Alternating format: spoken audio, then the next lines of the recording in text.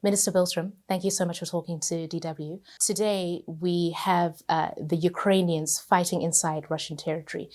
Is it the perspective in Sweden that this will bring the end of this war closer?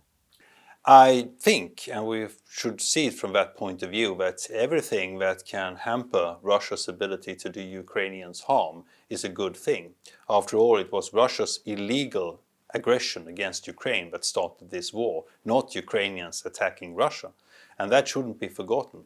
What Russia is doing is in clear violation of every aspect of international law, and Russia will be held to account for this, all the way up even to its political leadership for what the crimes that it has committed within Ukraine. And the re-establishment of Ukraine's territorial integrity and sovereignty is paramount as we see it from the point of Sweden. Otherwise, we will see institutions like the United Nations, like the international rules-based order that we all have fought so hard for, Sweden, countries like Nigeria, countries in Africa and in Asia and in Latin America, that will all be called into question. Because if one big country can sit on another country and say, hey, might is right, I do what I want, I carve out a piece of your land and call it my own, where will that lead us? And Sweden, who is in favor of the multilateral system that was established after the Second World War and is against the re-establishment of imperialism, which Russia wants to do, because Russia wants to recreate its old empire at the expense of other countries, beginning with Ukraine. And we have to put a stop to that. And this is the policy of the Swedish government and of the Swedish people, where I have to say 90% are in favor of us continuing to support Ukraine, the highest figure in the entire European Union. Is it the view then in Sweden that continued support for Ukraine should include removing the restrictions for how Ukraine uses the weapons that have been donated by Western allies? Well, actually, I would be very clear. We have never put any restrictions on the weapons that we have delivered to Ukraine. And we do not intend to do it now. And Ukraine has put those weapons to good use. And one very good example of this is what's been going on in the Black Sea. At the outbreak of the war, Russia imposed a war on the trade with grain out from Ukraine, which nearly caused world famine, especially in Africa. And thanks to the weapon deliveries, Ukraine has now been able to not only drive back the Russian naval forces, it has also been able to continue the deliverance of grain to the amount of 2,200 ships leaving Ukrainian ports with 63 million tons of grain. That is actually even not just bringing Ukraine back to the levels of export prior to the war, but prior to the war. They are now on higher figures. And this is something which we should not forget, that this is a major victory for Ukraine against Russia, but it is also a victory for poor people in the world over Russia, which started this war without any regards of the consequences for people who were to suffer from lack of food. Minister, in Europe, Russia is the enemy, so to say.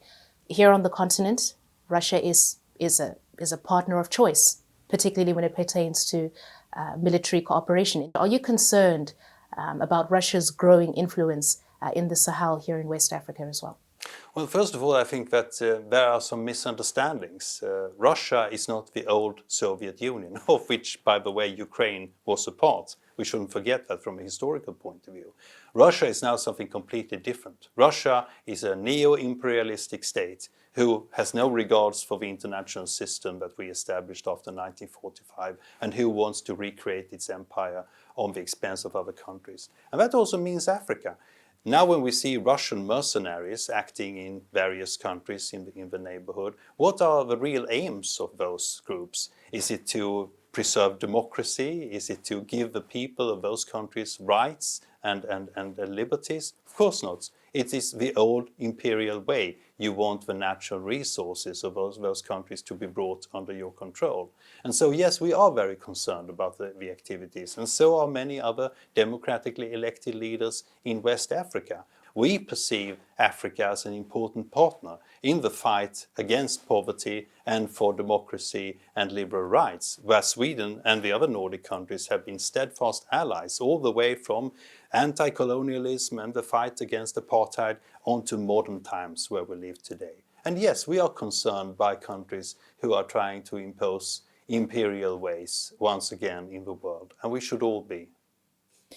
Minister, there are people in countries like Niger, for example, who will today look at their lives and say, well, what difference did it make when Western countries were our allies?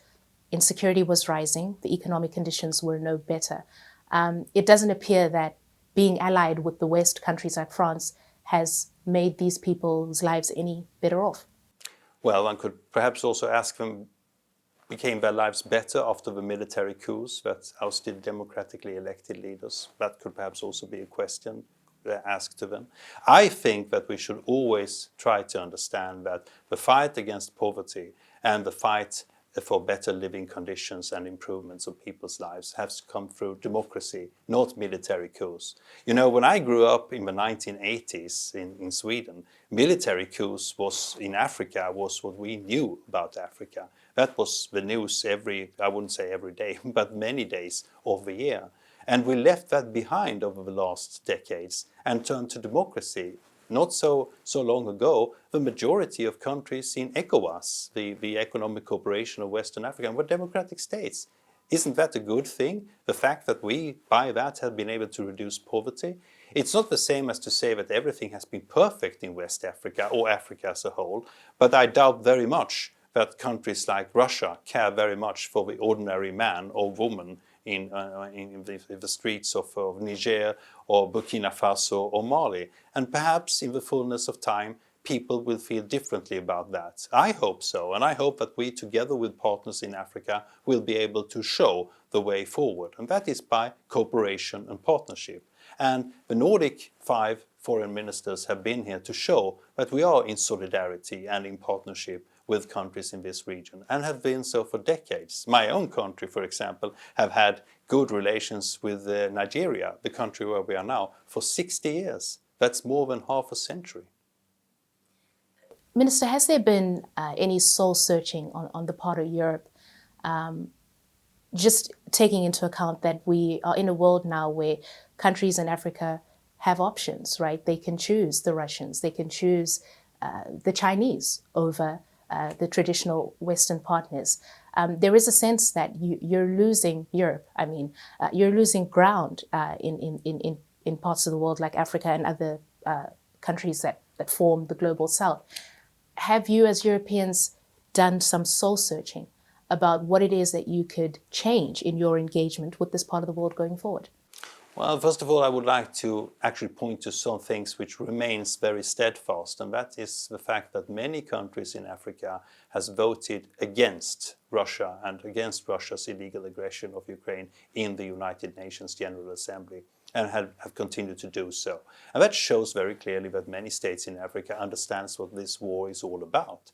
But setting the Russian aggression against Ukraine aside and looking at the broader picture, I agree that Europe has to do more. And this is for this reason also that the Nordic 5 countries, Sweden, Denmark, Finland, Norway and Iceland, are in favor of free trade agreements. We believe that we should give the opportunity for goods and services coming out of Africa to reach European markets. My own country's prosperity was built by free trade originally. So we are very much aware of what this means. So since you used the word soul searching, I think that we have already searched our souls, at least the Nordic 5s, and we are proponents of this policy within the European Union, those of us who are EU members. And outside of it, we work unanimously within the United Nations for regulations that would endeavor plans to open up the Security Council for African representation, understanding fully well that what has been going on since the Second World War, the strategic architecture underpinning this order, but that has to be reformed. And it is quite a natural thing to talk about states from Africa or Asia with India and Indonesia as good examples, as states who should have the right to sit at the table. I don't see that as a problem. I doubt very much, though, however, that a country like China see things that way. I don't think that China would like to see India at the table in the Security Council. And I think that we should be open about the fact that China also has ambitions in this regard, which is not about opening up the world for democracy or rights of smaller states. China also have imperial ideas, imperial plans, and they fan out in Asia, where you can find many states who are small, who team up with states in Africa and in EU, who also believe that smaller states have the right not to be trodden on, and the right not to be exposed to imperialistic, outdated ideas.